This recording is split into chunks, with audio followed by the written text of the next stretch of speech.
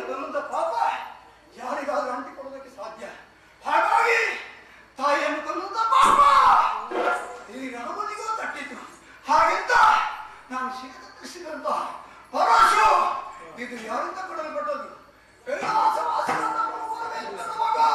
ವಿದ್ಯೆಗೆ ಅಧಿದೇವತೆ ಅಂತ ಗಣಪತಿ ಕೊಡಲ್ಪಟ್ಟಂತಹ ಪರಶು. ಇದು ಗಣಪತಿಯ ಮೇಲಿದ್ದ ಪರಶು. ಇದರಿಂದಲೇ ನನ್ನ ತಾಯಿ ಶಿರವನ್ನು ಕತ್ತರಿಸಿದೆ. ಹಾಗೆಂತ ನನ್ನ ತಾಯಿಯನ್ನು ಕೊಲ್ಲುವಂತ ಪಾಪಕ್ಕೆ ಬೇಕಾಗಿ ನಾನು ಪ್ರಾಯಶ್ಚಿತ್ತವನ್ನು ಮಾಡಿಕೊಳ್ಳಬೇಕೆಂಬ ಪುನಃ ಕೈಲಾಸವನ್ನು ಸೇರಿಕೊಂಡೆ, ಹಿಮಾಲಯ ಪರ್ವತವನ್ನು ಸೇರಿಕೊಂಡೆ. ಹಾಗೆಂತ ಒಂದು ಘಟನೆ ಹೋಯಿತು. ಅದು ಆ ಕಾಟುವಿನ ಬೇಟೆಗಾಗಿ ನಮ್ಮ ಕಾಡನ್ನು ಸೇರಿಕೊಂಡ ಆ ಸಮಯಕ್ಕೆ ಹಸಿವೆಯಿಂದ ಬರುವಂತ ಇದ್ದಂತ ಕಾಟುವೀರನಿಗೆ ನನ್ನ ತೀರ್ಥದೊಬ್ಬರು ಉಣಬಡಿಸಿದ್ರು. ಉಂಡ ಮನೆಗೆ ಕಾಟುವೀರ ದ್ರೋಹವನ್ನು ಪಡೆದ ನನಗೆ ನಮ್ಮ ಆಶ್ರಮದಲ್ಲಿ ನಡೆಯಬೇಕಂತ ಯಾಗ ಯಜ್ಞಾದಿಗಳಿಗಾಗಿ ಕಾಮಧೇನವನ್ನು ಕೊಡಲ್ಪಟ್ಟಿದ್ದ. ಅಂತಹ ದೇವನು ಕೊಡು ಅಂತ ಕೇಳಿದಾಗ ನನ್ನಪ್ಪ ಕೊಡಲಿಲ್ಲ. ಬಲಾತ್ಕಾರವಾಗಿ ದೇವನನ್ನು ಸಲ್ಲಿಕೊಂಡ ಹೋದ. ಏನು ಮಾಡೋಣ? ದೇವನನ್ನು ಪಡೆಯುವಂತ ಉದ್ದೇಶದಿಂದ ನಾನು ಹೋಗಿ ಕೇಳಿದ್ರೆ ದೇವನನ್ನು ಕೊಡಲಿಲ್ಲ. ಪರಿಣಾಮ ಏನಾಯಿತು ಅಂದ್ರೆ ಆಗಳನ್ನು ವಾದಿಸಬೇಕಾದ ಪರಿಣಾಮವನ್ನು ಹೋಯಿತು. ಅದಕ್ಕಾಗಿ ಕಾರ್ತಿವೀರ್ಯ ನನ್ನ ಕೈಯಿಂದಲೇ ಹತನಾದ. ನಾನು ಆತನನ್ನು ಕೊಂದದ್ಯಾಕೆ? ಕಾರಣ ಉಂಟು. ನಾನು ಕೈಲಾಸವನ್ನು ಸೇರುವಂತ ಸಮಯಕ್ಕೆ ಆ ಕಾರ್ತಿವೀರ್ಯನ ಮಕ್ಕಳಂತ ಅಯ್ಯರು ನಮ್ಮ ಆಶ್ರಮವನ್ನು ಪ್ರವೇಶಿಸಿ ನನ್ನ ಪಳಸಿರವನ್ನೇ ಅಲ್ಲಿಂದ ಕ್ರೋಧಗೊಂಡಂತಹ ನಾನು 21 ಬಾರಿ ಭೂ ಪ್ರದರ್ಶನವನ್ನು ಮಾಡಿದೆ. ಕ್ಷತ್ರಿಯರ ನಾಶವಾಯಿತು. ಹಾಗಿದ್ರೆ ಕ್ಷತ್ರಿಯರ ನಾಶವಾಯಿತು. ನಾನು ರಾಮ ಪರಶುರಾಮ ಇನ್ನು ಈ ಭೂಮಿಯಲ್ಲಿ ಇರುವುದಕ್ಕೆ ಆಗ್ತವಂತೆ ಖಂಡಿತ ಇಲ್ಲ. ಹಾಗಿದ್ರೆ ಏನು ಮಾಡಬೇಕು? ನಾನು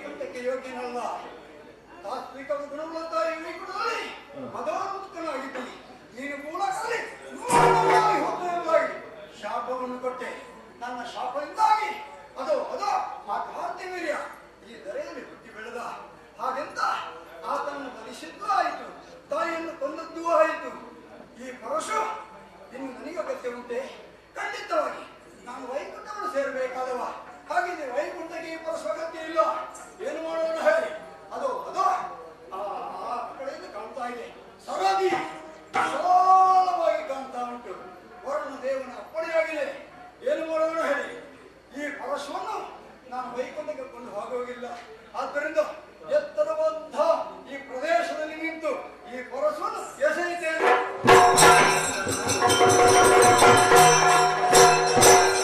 ಏನಿದು ವಿಚಿತ್ರ? ನಾನು ಪರಶುವನ್ನು ಎಸೆದದ್ದೇ ಎಸೆದದ್ದು. ಅದು ಸರದಿ ವಿಶಾಲವಾಗಿ ಕಾಣ್ತಾ ಇತ್ತು. ಒಂದು ಕ್ಷಣದಲ್ಲಿ ವರುಣದೇವನ ಅಪ್ಪಣೆಯಿಂದ ವಿಭಾಗವಾಗಿ ಅದು ಒಂದು ಭೂಮಿ ಸೃಷ್ಟಿಯಾಯಿತಲ್ಲ. ಹಾಗಿದ್ರೆ ಆ ಭೂಮಿ ಯಾರಿಂದ ಸೃಷ್ಟಿಯಾಯಿತು? ಪರಶುರಾಮ ಸೃಷ್ಟಿ ನನ್ನಿಂದ. ಹಾಗಿದ್ರೆ ಮುಂದೆ ಲೋಕದಲ್ಲಿ ಎಲ್ಲರೂ ಈ ಭೂಮಿಯನ್ನು ಪರಶುರಾಮ ಸೃಷ್ಟಿ ತುಳುನಾಡು ಎಂಬುದಾಗಿ ಕೊಂಡಾಡಲಿ.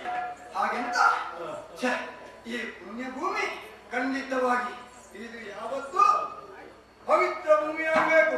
ಅದಕ್ಕಾಗಿ ಅದು ನಮ್ಮವರೇ ಅಂತ ಮಹಾವಿಷ್ಣು ಹಾಗೂ ಆ ಕೈಲಾಸವಾದಿ ಪ್ರಭು ಪರಮೇಶ್ವರ ಈ ಧರೆಗಿಳಿದು ಬಂದಿದ್ದಾರೆ. ಯಾಕೆ? ಭಕ್ತರ ಉದ್ಧಾರಕ್ಕಾಗಿ. ಹಾಗಿದ್ರೆ ಲೋಕದಲ್ಲಿ ಎಲ್ಲರೂ ಈ ಭೂಮಿಯನ್ನು ಕಾಣುವಾಗ ಈ ಭೂಮಿಯಲ್ಲಿ ಭಕ್ತಿಯನ್ನು ಹುಟ್ಟಿಕೊಳ್ಬೇಕು. ಭಕ್ತಿ ಯಾವ ರೀತಿ ಬರಬೇಕು? ಆ ಕ್ಷೇತ್ರದಲ್ಲಿ ಒಂದು ದೇವರ ಬೆಲೆ ಆಗಬೇಕು. ಹಾಗೆಂತ ನಾನು ಪರಶುವನ್ನು ಎಸೆದಂತಹ ಈ ಪ್ರದೇಶ ಅದು ವಿಶಾಲವಾಗಿ ಕಾಣ್ತಾ ಉಂಟು. ಇನ್ನು ಮುಂದೆ ಇದು ಭೂಮಿ ತುಳುನಾಡು ಆದ್ರೂ ಇಲ್ಲಿ ಕ್ಷೇತ್ರದಲ್ಲಿ ಆ ಪ್ರಭು ಪರಮೇಶ್ವರ ನೆಲೆಗೊಳ್ಳುತ್ತಾನೆ. ಆದ್ದರಿಂದ ಇನ್ನು ಈ ಪ್ರದೇಶವು ಅಜಪಿಳ ಎಂಬಂತ ಪ್ರಸಿದ್ಧಿಯನ್ನು ಪಡೆಯುತ್ತದೆ. ಮಾತ್ರವಲ್ಲ, ಈ ಕಥೆಯು ಅಜಪಿಳ ಕ್ಷೇತ್ರ ಮಹಾತ್ಮೆ ಎಂಬಂತ ಪುಣ್ಯಪ್ರಧಾನವಾದ ಕಥೆ. ಈ ಭೂಮಿಯಲ್ಲಿ ಯಾವನೇ ಆಗಲಿ ದೇವರನ್ನು ಕಾಣಬೇಕು ಅಂತ ಯಾರು ಭಕ್ತಿಯಿಂದ ಬರ್ತಾರೋ ಅಂತವರನ್ನು ಆ ಪರಮಾತ್ಮ ಪರಶಿವ ಉತ್ತರಿಸ್ತಾನೆ. ಮಾತ್ರವಲ್ಲ, ಮುಂದೆ ಲೋಕದಲ್ಲಿರುವಂತಹ ಎಲ್ಲ ಭಕ್ತರಿಗೆ ಆ ದೇವರ ಅನುಗ್ರಹ ಸಿಗ್ತದೆ. ಮುಂದಕ್ಕೆ ನಾನಿನ್ನು